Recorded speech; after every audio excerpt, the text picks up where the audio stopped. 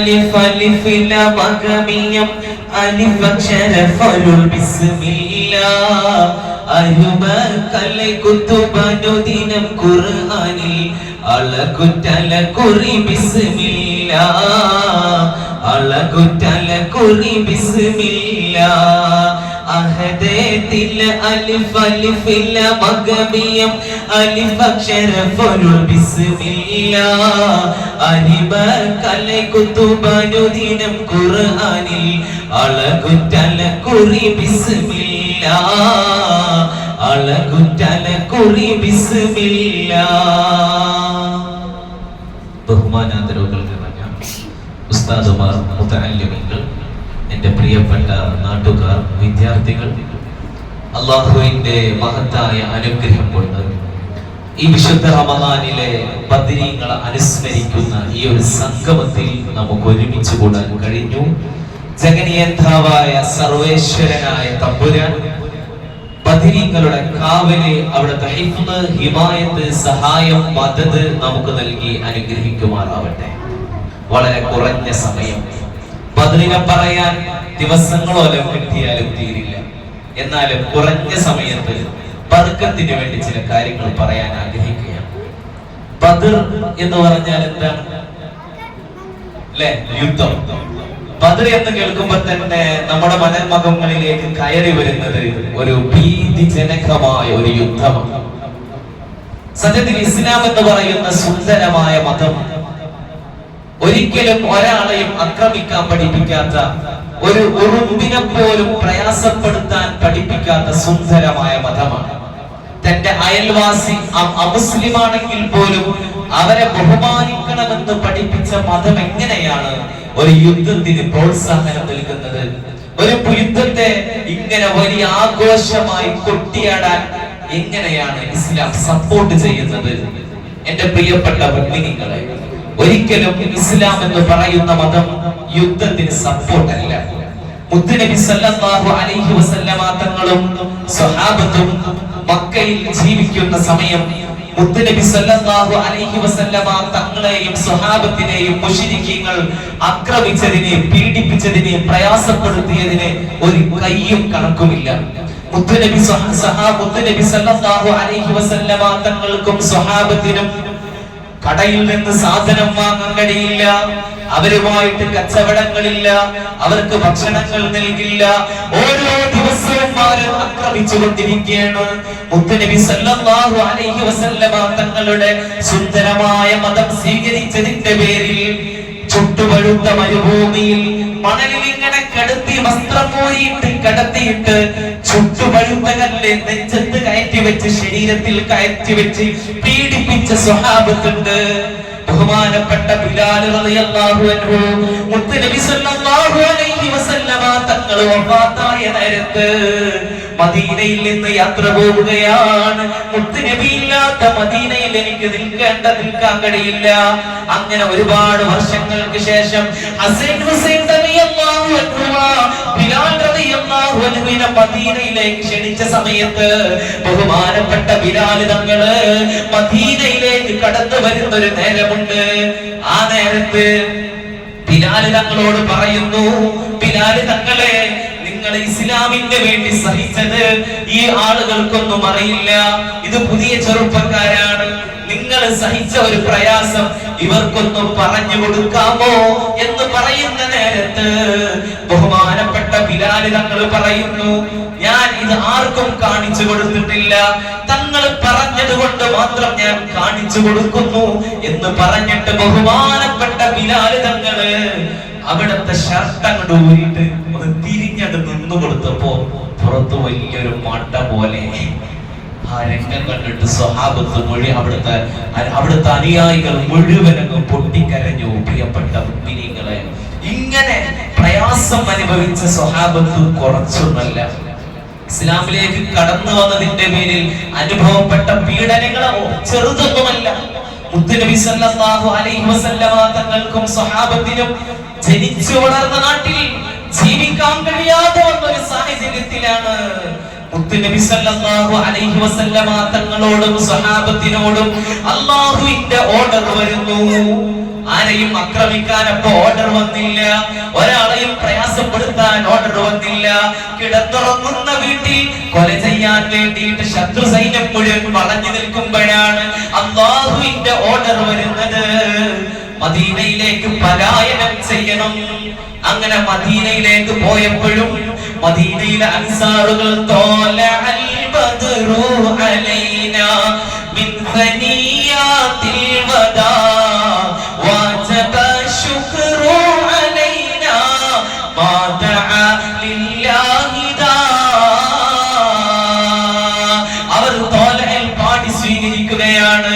അവർ അല്ലാഹുവിന്റെ റസൂലിന് കൂടെ വന്ന സ്വഹാബത്തിന് താമസിക്കാനുള്ള സൗകര്യം ഒരുക്കി കൊടുക്കുന്നു, ഭക്ഷണങ്ങൾ കൊടുക്കുന്നു, എല്ലാം കൊടുക്കുന്നുണ്ട്. അങ്ങനെ അവർ എല്ലാ സപ്പോർട്ടും ചെയ്യുമ്പോഴും മക്കയിലെ മുശ്രിക്കീങ്ങളുടെ ശല്യം മദീനയിലേക്കും വരാൻ തുടങ്ങി. അവരുടെ പ്രയാസപ്പെടുത്തലുകൾ മുത്തുനബി സല്ലല്ലാഹു അലൈഹി വസല്ലമ തങ്ങൾക്കും അവിടുത്തെ വിശ്വസിച്ച അനുചരന്മാർക്കും മദീനയുടെ മണ്ണിലും അനുഭവിക്കേണ്ടി വരികയാണ്. ആ നേരത്താണ് മക്കയുടെ മരുഭൂമിയിൽ മുത്തുനബിയും അവിടുത്തെ സ്വഹാബത്തും ഉപേക്ഷിച്ചു പോയ സ്വത്തുകളും സമ്പത്തുകളും കുടുംബങ്ങളും എല്ലാം മക്കയിലാണല്ലോ ഉള്ളത്. അവിടുത്തെ സ്വത്തുകളൊക്കെ കൊള്ളയടിച്ചിട്ട് അബൂ സുഫിയാനും സംഘവും ഷാമിലേക്ക് പോയിട്ട് കച്ചവടം നടത്തിയിട്ട് വലിയ ലാഭവുമായിട്ട് വരുന്ന രംഗം മുത്തുനബിയും സ്വഹാബത്തും അറിയുന്നു. ആ നേരത്ത് നമ്മുടെ അപഹരിക്കപ്പെട്ട സ്വത്തുകൾ തിരിച്ചു പിടിക്കാൻ വേണ്ടിയിട്ടാണ് മുത്തുനബി തങ്ങളും സഹാബത്തും ബദറിലേക്ക് പുറപ്പെടാൻ തീരുമാനിച്ചത്. പ്രിയപ്പെട്ട മുഅ്മിനീങ്ങളെ, ഈ വിവരം അബൂ സുഫിയാൻ അറിയുമ്പോ അബൂ സുഫിയാൻ നേരെ മക്കയിലേക്ക് ആളെ പറഞ്ഞേക്കുന്നു. എന്നിട്ട് അബൂജഹലിനോട് പറയണം, അബൂജഹലെ, മുഹമ്മദും സംഘവും നമ്മളെ ആക്രമിക്കാൻ വേണ്ടി ബദറിലേക്ക് വന്നിട്ടുണ്ട് എന്ന് പറഞ്ഞപ്പോ അബൂജഹലിന് ഭയങ്കര സന്തോഷായി. കാരണം സാധാരണ സങ്കടമല്ലാവുക, പക്ഷെ അബൂജഹലിന് സന്തോഷമായത് കാരണം എന്താ? കുറെ കാലമായി കാത്തിരിക്കണം, മുഹമ്മദിന്റെ തലയെടുക്കണം. ഇനി ഈ ലോകത്ത് മുഹമ്മദും സൈന്യവും സന്നാഹങ്ങളും ഉണ്ടാവാൻ പാടില്ല. മുഹമ്മദിന്റെയും അനുയായികളുടെയും അവസാന ദിവസമാണ് ബദറിന്റെ രണഭൂമിയിൽ എന്ന് പ്രഖ്യാപിച്ചത്. അബൂജഹലും ടീമും സർവ്വവിധ സന്നാഹങ്ങളുമായിട്ട് ബദറിലേക്ക് തിരിക്കുക. അവർക്ക് നല്ല ഭക്ഷണങ്ങളുണ്ട്, എല്ലാം ഉണ്ട്, സന്നാഹങ്ങളുണ്ട്, ആയുധങ്ങളുണ്ട്, എല്ലാം ഉണ്ട്. അവർ ബദറിലേക്ക് പോകുന്നു. ബദറിലേക്ക് വരുന്ന ആയിരക്കണക്കിന് ശത്രു സൈന്യത്തിന്റെ മുമ്പിൽ നിൽക്കാൻ വന്നത് ബദറുൽ ഹുദാ യാസീനൻ നബി ഖറജായ നേരം വളർകൊടി മൂണ്ടെന്നംക്കെ തിടയതിലുണ്ട് അഭിയത് വർണ്ണമതാം പിന്നണ്ടും അസ്വദുമാമേ. മുത്തുനബി സല്ലല്ലാഹു അലൈഹി വസല്ലമ തങ്ങളും സ്വഹാബത്തും ഒരിക്കലും യുദ്ധം ചെയ്യാനല്ല കേട്ടോ ബദറിലേക്ക് വരുന്നത്. ബദറിലേക്ക് വരുമ്പോ ഒരു യുദ്ധത്തിന് വരികയാണെങ്കിൽ ഒരിക്കലും മുത്തുനബി റമദാൻ തെരഞ്ഞെടുക്കില്ലായിരുന്നു. കാരണം മുത്തുനബിക്കും സ്വഹാബത്തിനും നോമ്പ് തുറക്കാനോ അത്താഴം കഴിക്കാനോ ഒന്നുമില്ല. ഇന്ന് നോമ്പ് എന്ന് പറഞ്ഞാൽ ശരിക്ക് പട്ടിണിയുടെ പ്രയാസം അനുഭവിക്കാനാണ്. ബുദ്ധിമുട്ടുന്നവന്റെ ബുദ്ധിമുട്ടുകൾ മനസ്സിലാക്കാനൊക്കെയാണ് അള്ളാഹു നോമ്പ് നിർബന്ധമാക്കുന്നത്. പക്ഷെ ഇന്ന് നമുക്ക് നോമ്പിനാണ് ഏറ്റവും ടോപ്പ് ഫുഡ്, അടിപൊളി ഫുഡ്. ഇത്രയും നല്ല മനോഹരമായ വിഭവങ്ങൾ നമ്മൾ കഴിക്കുന്നവർക്ക് നോമ്പിനൊരു പ്രയാസമില്ല. പക്ഷെ മുത്തുനബിക്കും സ്വഹാബത്തിനും ഒരു ഈത്തപ്പഴയുടെ കഷ്ണം പോലും നോമ്പ് തുറക്കാൻ പറ്റാത്ത അവസ്ഥയാണ്. ഒരു ഈത്തപ്പഴം 7 കഷ്ണാക്കിയിട്ട് ആ 7 ചീളിൽ നിന്ന് ഒരു ചീളിനാൾ തിന്നാല് അപ്പുറത്ത് ഒരാൾ പട്ടിണി. എന്നിട്ട് ചില സ്വഹാബത്തുകൾ എങ്ങനെ നോമ്പ് തുറന്നറിയോ മക്കളെ? എങ്ങനെയാണ് അത്താഴം കഴിച്ചതെന്നറിയോ? ആ ഈത്തപ്പഴത്തിന്റെ ഒരു കഷ്ണം എടുത്ത് വായിലിങ്ങനെ വെച്ച് വായിലിങ്ങനെ റൊട്ടേറ്റ് ചെയ്യും. അപ്പൊ അതിന്റെ ടേസ്റ്റ് ഉള്ളിലേക്ക് വന്നു. പക്ഷെ വിശപ്പ് തീർന്നില്ല, ദാഹം മാറൂല, അതിന്റെ നീര് മാത്രം ഇറക്കി. എന്നിട്ട് വായിൽ നിന്ന് അത് എടുത്തിട്ട് മറ്റൊരു സ്വഹാബിക്ക് നോമ്പ് തുറക്കാൻ കൊടുത്ത സ്വഹാബത്ത് നോമ്പ് തുറക്കുന്ന സമയത്ത് ഈ ഈത്തപ്പഴം വായിലിങ്ങനെ റൊട്ടേറ്റ് ചെയ്തു, അതിങ്ങനെ എടുത്ത് മടക്കി വെക്കുന്നു അത്താഴം കഴിക്കാൻ. ഇങ്ങനെ നോമ്പ് നോറ്റി മെലിഞ്ഞൊട്ടിയ സ്വഹാബത്ത്, 16 ദിവസം നോമ്പ് നോറ്റ ആവശ്യനായ സ്വഹാബത്ത് യുദ്ധത്തിനാണെങ്കിൽ ഒരിക്കലും അങ്ങനെ പോവില്ലായിരുന്നു. പക്ഷേ മുഅ്മിനീങ്ങളെ, ഉറഫിഫാനാരുൾ കേട്ട് സ്വഹാബാക്കൾ നീലത്തെ ഉശിർമയിൽ കോടികളും ആണികളിൽ ഫീഡിത്തെ മരുമ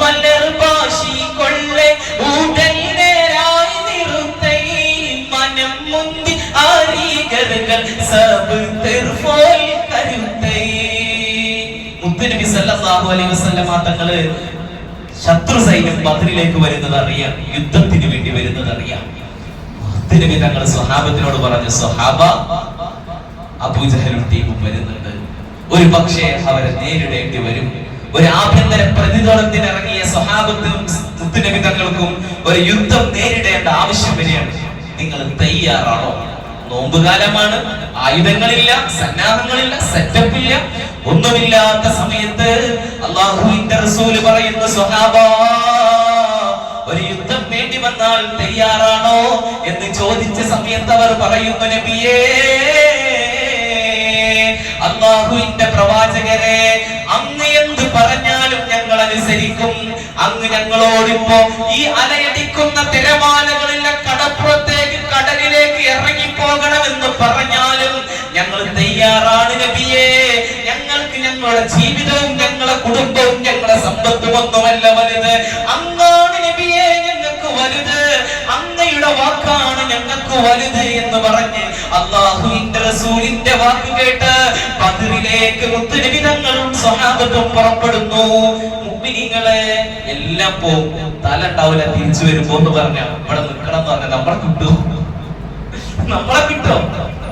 ഇവിടെ നിന്നാൽ ദീനിന് വേണ്ടിയിട്ട് തല അങ്ങോട്ട് പോകും പറഞ്ഞാൽ നമ്മളെ കിട്ടും. അതാണ് സ്വഹാബത്തിന്റെ ഈമാൻ. ബദറിന്റെ രണാങ്കണത്തിൽ അള്ളാഹുവിന്റെ മതത്തിന് വേണ്ടി പോരാടിയ സ്വഹാബത്തിനൊക്കെ ഉണ്ടായിരുന്ന ആയുധം ഈമാൻ എന്ന് പറയുന്ന ഏറ്റവും മൂർച്ച കൂടിയ ആയുധം. നമുക്കിപ്പോ ഇല്ലാതായി പോയത് ബാക്കി എല്ലാണ്ട് ഈമാൻ എന്ന് പറയുന്ന ആയുധം നമ്മളിൽ നിന്ന് നഷ്ടപ്പെട്ടു. ആ ഈമാൻ ഉള്ളത് കൊണ്ട് ആയിരക്കണക്കിന് വരുന്ന എല്ലാ സെറ്റപ്പുള്ള ശത്രു സൈന്യത്തെ അവരിങ്ങനെ ഭക്ഷണം പാകം ചെയ്യണം. യുദ്ധം നടക്കുമ്പോ ആടിങ്ങനെ ശവായോ അൽഫാമോ വേണം. അവിടെ ആടല്ല, ഒട്ടകം, ഇവിടെ പട്ടിണി. പക്ഷെ എന്നിട്ട് അവർക്ക് വിജയിക്കാൻ കിട്ടിയത് ആ സ്മെല്ലിങ്ങനെ മൂക്ക് കടിച്ചു വരുമ്പോ എങ്ങനെ ഉണ്ടാവില്ല, നോവിന് അല്ല പുട്ടിന്റെ മണം ഇങ്ങനെ വരുമ്പോ എങ്ങനെ ഉണ്ടാവും. പക്ഷെ സ്വഭാവത്തിൽ ഈമാൻ ബദറിയില്ല. അവർ ഈമാനോടുകൂടി യുദ്ധം ചെയ്തപ്പോ അല്ലാഹുവിന്റെ മാലാഖമാരെ സഹായം അവർക്ക് ലഭിച്ചു.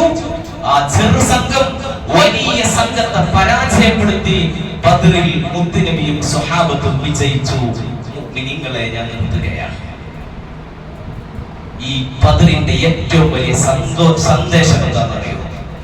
ആ സന്ദേശം നമ്മൾ ഒറ്റക്കാണെങ്കിലും ആൾബലത്തിലല്ല കാര്യം, ഈമാൻ ഉണ്ടെങ്കിൽ അല്ലാഹു സഹായിക്കുമെന്നുള്ള ദൃഢവിശ്വാസം ഉണ്ടെങ്കിൽ വിജയം വിദൂരമല്ല, നമ്മളും വിജയിച്ചിരിക്കുമെന്നുള്ള ആ ഒരു സന്ദേശമാണ് ബദർ നമുക്ക് നൽകുന്നത്. വേറെ ഒന്നും ആവശ്യമില്ല. പലപ്പോഴും നമ്മൾ പറയും, എനിക്കൊന്നുമില്ല, ഞാൻ ഒറ്റക്കാണ്, ഞാൻ അത് കുടിക്കിട്ടും. പേടിക്കണ്ട, ഈമാൻ, തവക്കുൽ അലല്ലാഹ്, ഇത് മുറുകെ പിടിച്ചോളൂ, നമുക്ക് വിജയിക്കാൻ കഴിയും. അല്ലാഹു ബദരീങ്ങളുടെ സഹായം നമുക്ക് തെരുമാറാവട്ടെ. അവരെ കാവലി, മദദ്, ഹിമായത്ത് നൽകി നമ്മളെ അനുഗ്രഹിക്കട്ടെ. നമ്മളെ പ്രയാസങ്ങളൊക്കെ മാറ്റി തരട്ടെ.